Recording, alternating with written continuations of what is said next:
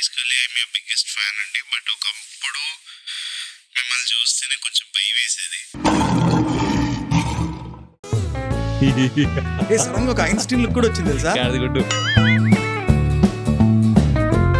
చాలా బాగుంటుంది. మీరు ఎక్కడెక్కడి నుంచో ఎవరెవరో ఈ అమ్మ సారీ హీరో అవుదామని వచ్చినట్టుగా నాకు చెప్పారు కొంతమంది.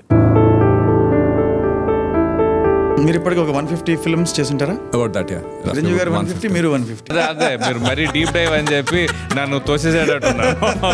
యూజువల్గా మీరు ఏమన్నా సలహా ఇస్తారని ఒక్కొక్కసారి ఏమనిపిస్తుంది అంటే నేను ఎలానో ఆ తప్పులు చేశాను రా, నువ్వు కొత్త తప్పులు చేయి అనే టైప్లో.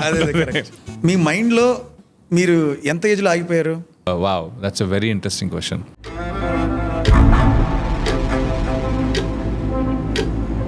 ఓ ఏం మాట్లాడారు మీరు? మేము ఏమనుకోవాలి మీ క్యారెక్టర్ గురించి? నా పర్ఫార్మెన్స్ని గుర్తిస్తే బాగుంటుందనే ఫీలింగ్ ఏమి ఉండదు. కొన్ని చిన్న చిన్న విషయాలు భలే చెప్తారు. ఐఎమ్ సో పాపులర్ ఫర్ చిన్న విషయాలు. I'll tell you. ఒక ప్రొడ్యూసర్ గారితో కూడా మాట్లాడడం జరిగింది, మీరు వర్క్ చేసిన ప్రొడ్యూసర్. ఎవరు? అది చెప్పం మేము. నేను ఇబ్బంది పెట్టలేదంటే నేను ఇబ్బంది పడుతున్నట్టు కొద్దిగా ఎక్కడో. కృష్ణవంశీ గారు ఏమో చూసి ఏంటి రవి ఎందుకు అంత కష్టపడుతున్నాను, ఎప్పుడే ఇచ్చారు రవికి, ఏ చూసి నువ్వు ఇమీడియట్గా చేయలేవా? First of all I'm very sorry అండి. ఓకే అంటే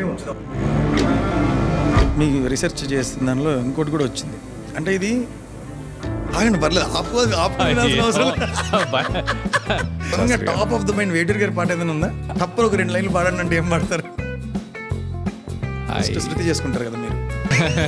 గుర్తు అంత లేదు కానీ యాక్టింగ్ వెళ్ళి అరే మేము ఇవి చూసుకోవాలా, అసలు స్క్రిప్ట్ చూసుకోవాలా. చాలా బాగా చెప్పారు రవి. నువ్వు చేసిన నేను చేశా, నువ్వు ఇక్కడున్నావు, నేను ఇక్కడున్నా.